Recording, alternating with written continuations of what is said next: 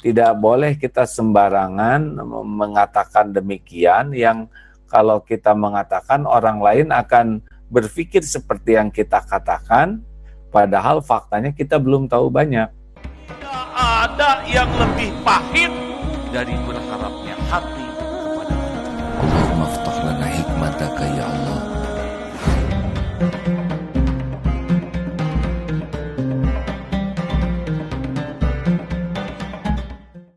Baik, kita masih ingin melanjutkan kisah yang kemarin, kejadian yang kemarin, yaitu tentang bahaya tertipu. Nah, kita sudah bahas bahwa Umar bin Khattab, semoga Allah ridho kepada beliau, adalah kalau merekomendasikan seseorang tidak boleh gampang. Itu misalkan orangnya baik. Nah, pertanyaannya ada 3, kata Umar bin Khattab. Pernahkah engkau melakukan safar dengannya, jadi perjalanan jauh atau situasi yang lama? Karena kalau baru bertemu atau lihat di TV atau mendengar di radio, di medsos, sekejap kita sebetulnya belum tahu siapa orang tersebut. Tetapi kalau kita sudah ada dalam kondisi yang lama, nah apalagi dalam safar, dalam perjalanan, itu akhlak seseorang itu akan ketahuan yang sebenarnya seperti apa.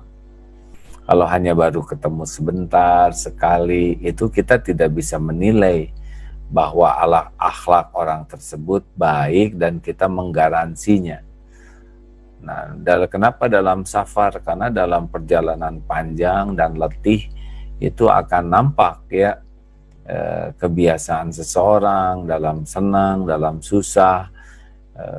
Seperti haji itu akan nampak waktu pertama kali daftar, tidak nampak bagaimana akhlaknya, tapi dengan adanya seruangan lama, sekamar lama, itu akan ketahuan karakternya bagaimana di bis lama.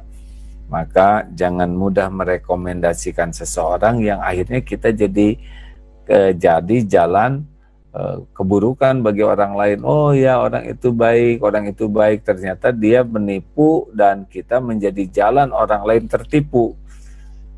Ya, terus nikah sama dia saja, dia itu orang baik. Tunggu dulu ya. Nah, oleh karena itulah kita harus tidak mudah untuk merekomendasikan orang itu orang baik, kecuali satu, sudahkah pernah melakukan safar? Ini dari Umar bin Khattab ya. Yang kedua adalah, pernahkah engkau bermuamalah dengannya? Jadi itu ya, kalau sudah ada urusan muamalah, terutama dalam bidang bisnis atau yang menghasilkan uang, itu orang tuh akan nampak sekali keserakahannya, egoisnya, kelicikannya. Kalau belum ngomong uang mungkin masih baik-baik saja, tapi kalau sudah ada muamalah yang bersifat finansial, kemudian ya bagi untung dan pokoknya yang berbau keuntungan duniawi gitu.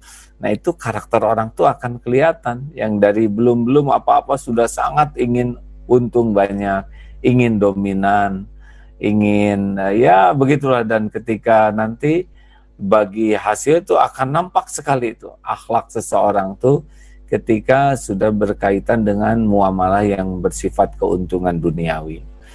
Jadi hati-hati nih rekan-rekan sekalian untuk merekomendasikan seseorang. Nah, yang ketiga adalah amanah. Sudah pernahkah kita memberi amanah kepadanya? Pinjam motor atau dititipin sesuatu ya, atau dia pinjam barang-barang di rumah, misalkan vacuum cleaner atau apa ya. Nah, itu kan amanah. Pinjam buku, kalau dulu mungkin pinjam ya barang-barang apapun, nah itu akan ketahuan tuh. Nah, kalau orang yang akhlaknya baik, biasanya dengan amanah tuh hati-hati sekali. Tapi ada orang yang sepertinya baik, misalkan janji nih ya, janji saya nanti datang jam 7. Ini kan sudah amanah ini. Kita sudah nunggu, dia datang 7:30 tanpa merasa bersalah. Nanti akan telepon misalkan jam 1. dia lalai saja sesukanya. Nah, ini amanah ini.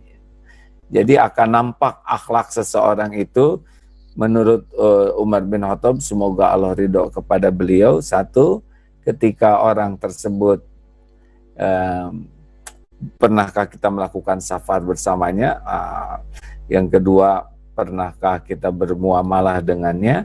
Yang ketiga adalah pernahkah kita menitipkan amanah kepadanya? Jadi gimana kalau mau menilai orang, ya jangan sampai mengatakan, wah dia orangnya baik sekali. Tapi katakan fakta saja. Saya pernah ke masjid dan 3 kali ke masjid saya melihat beliau ada di saf pertama. Dan kalau saya ketemu beliau itu jarang bicara. Itu saja, fakta-fakta saja. Jangan disebut, wah orangnya ini baik hati, orangnya itu lembut, orangnya itu mulia akhlaknya, orang ini itu betul-betul ahli ma'rifat. Tidak boleh kita sembarangan mengatakan demikian, yang kalau kita mengatakan orang lain akan berpikir seperti yang kita katakan, padahal faktanya kita belum tahu banyak. Apalagi kalau kita memuji orang itu di depan orangnya, oh ini kita sama dengan menyembelihnya nih, sama dengan memenggal atau memotong punggungnya, karena perkataan pujian yang berlebihan dan tidak pada tempatnya itu akan merusak seseorang. Nah begitulah, jadi sahabatku sekalian, makanya kali ini kita akan coba bahas bagaimana nih rekomendasi, apalagi merekomendasikan jodoh gitu ya, merekomendasikan untuk usaha, modal dan sebagainya. Tidak sedikit yang kita rekomendasikan, ternyata yang direkomendasikan itu ternyata berbohong, dan kita yang merekomendasikannya jadi ketiban pulung gara-gara dikasih tahu ini. Nah, ini makanya bukan tidak boleh kita menolong, tapi harus proporsional, jangan melebih-lebihkan, jangan dilebih-lebihkan. Termasuk di dalam memuji seseorang itu bisa merusak tuh kalau tidak hati-hati ya.